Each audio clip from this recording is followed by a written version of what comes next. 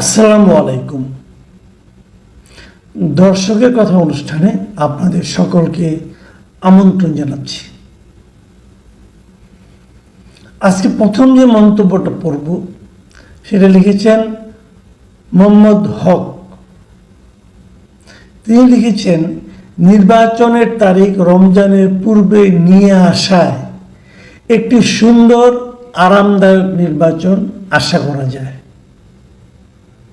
প্রিয় দর্শক, আপনারা বুঝতেই পারছেন আজকে আমি যে কমেন্টগুলো পড়ছি এবং আমার মতামত জানাচ্ছি সেগুলো মূলত গত রাতে তারেক রহমান এবং ডক্টর ইউনূসের বৈঠককে কেন্দ্র করে আমি যে কন্টেন্টটা করেছিলাম সেই কন্টেন্টে যে কমেন্টগুলো ছিল সেখান থেকে আমি আলোচনা করছি। এবং মিস্টার হক মনে করেন রমজানের আগে নির্বাচনের তারিখটা নিয়ে আসার কারণে একটা সুন্দর এবং আরামদায়ক নির্বাচন হতে পারে। দ্বিতীয় কমেন্টটা লিখেছেন উচিত কথা। তিনি লিখেছেন, জনাব মাসুদ কামাল স্যার, ডক্টর ইউনূস ও তারেক রহমান জনগণকে বোকা বানাচ্ছে। সবই পাতানো খেলা। আসন ভাগাভাগি আগে হয়েছে, এখন একটি পাতানো নির্বাচন হলেই হলো। আমরা সাধারণ মানুষ, আমাদের ভাগ্যের উন্নয়ন আর হবে না, সামনে আরও লুটেপুটে খাবে। এখন বাংলাদেশের পরিস্থিতি কি দেখুন। আমার কাছে এই মন্তব্যটা একটু যেন মনে হচ্ছে যে হতাশা মিশ্রিত হতে পারে। আমি আপনার চিন্তাকে একদম উড়িয়ে দিচ্ছি না, তবে আমি কিন্তু এতটা হতাশ নই। এটা লিখেছেন আব্দুল্লাহ ইমরান। তিনি লিখেছেন, আজকে বিএনপি ছিল ঈদের চাইতেও বেশি খুশি। দেশের সার্বভৌমত্ব বিক্রি করার অন্যতম লোক এই মিটিংয়ের সামনের সারিতে। বিএনপি যদি ইউনূস গঙের ফাঁদে পড়ে যায় দেশের তো ক্ষতি হবেই, সবচাইতে বেশি ক্ষতি হবে বিএনপির। এরপর লিখেছেন মিস্টার আদিল। তিনি লিখেছেন, এগুলো হচ্ছে নাটক।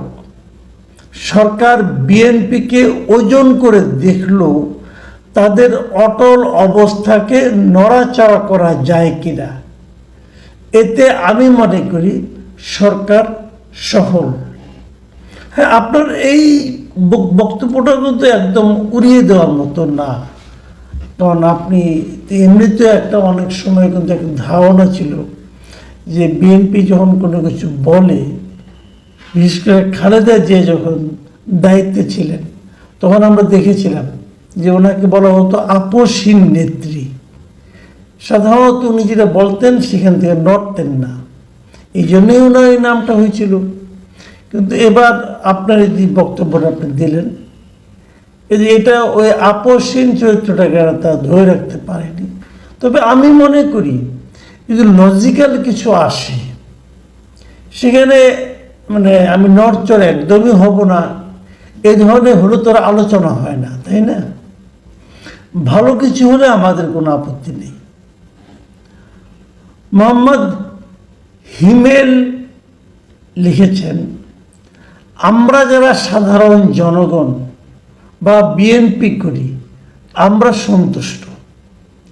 আপনি আফসোস লীগের হয়ে আফসোস হয়ে থাকেন আর আওয়ামী লীগ করেন। ঠিক আছে, আপনি যারা সন্তুষ্ট যারা আছেন এরকম লোকের সংখ্যা অনেক, বিএনপিরও অনেকেই সন্তুষ্ট। আমি যে খুব একটা অসন্তুষ্ট তাও কিন্তু না, বাট আমি যে কাজটা করি আপনি একটু খেয়াল করে দেখবেন, আমি কিন্তু ভাই বিএনপি করি না, আমি ভাই আওয়ামী লীগও করি না, আফসোস লীগও করি না, আমি কোনো রাজনীতিই করি না। আমি একজন সাংবাদিক হিসাবে অথবা একজন সাধারণ মানুষ হিসাবে যে ঘটনাটা ঘটে সেই ঘটনাটাকে আমার মতো করে, আমার বিশ্বাস থেকে, আমার শিক্ষা, আমার রুচি, এটা দিয়ে বিশ্লেষণ করার চেষ্টা করি। আমার বিশ্লেষণটা আপনার ভালো নাও লাগতে পারে, বিএনপির অনেকের কাছে ভালো নাও লাগতে পারে, কিন্তু তারপরে আমি করি এই আশায় যে ধরেন অঘটনটা ঘটেনি, ধরেন বিপদটা ঘটেনি, তারপরেও যদি বিপদের আশঙ্কা নিয়ে আলোচনা করা হয় তাহলে কিন্তু বিপদের ব্যাপারে সতর্ক থাকা যায়। আমি কিন্তু আলোচনাগুলি করি এই কারণে, কোনো একটা দলকে সাহায্য করার জন্য অথবা কোনো একটা দলকে বিপদে ফেলানোর জন্য অথবা সরকারকে বিপদে ফেলানোর জন্য অথবা কারো উৎসাহ করার জন্য আমি আমার শ্রম বিনিয়োগ করি না। আমি বেসিক্যালি যা ঘটছে সেটা একটা বিশ্লেষণ করি এই কারণে, সবাই যদি একটা ঘটনার ভালো মন্দ উপকারিতা অপকারিতা সম্পর্কে সচেতন থাকেন তাহলে হয়তো ভুলটা কম হয়। এই জন্যই, আর কিছু না ভাই।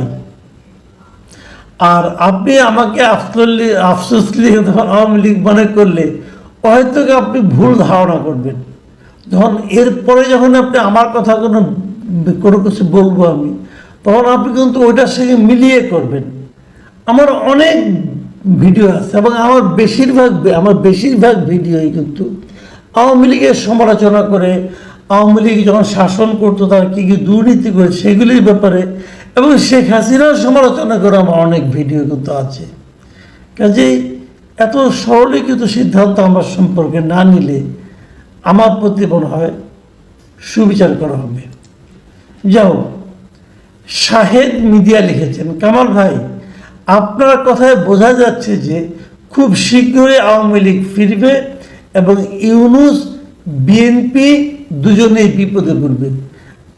ঠিক আছে, এটা আপনার মন্তব্য, আমার কোনো বক্তব্য নাই, কিন্তু আমি খালি এটুকু জানতে চাচ্ছি আমার কোন কথায় আপনার এরকম মনে হলো এটা বলেন। খুব শীঘ্রই আওয়ামী লীগ ফিরবে এটা আমি বিশ্বাস করি না ভাই, এটা আমি একদমই বিশ্বাস করি না। কাজে আমার কোন কথায় আপনার মনে হলো এটা যদি আমাকে একটু বলতেন আমার জন্য সুবিধা হতো।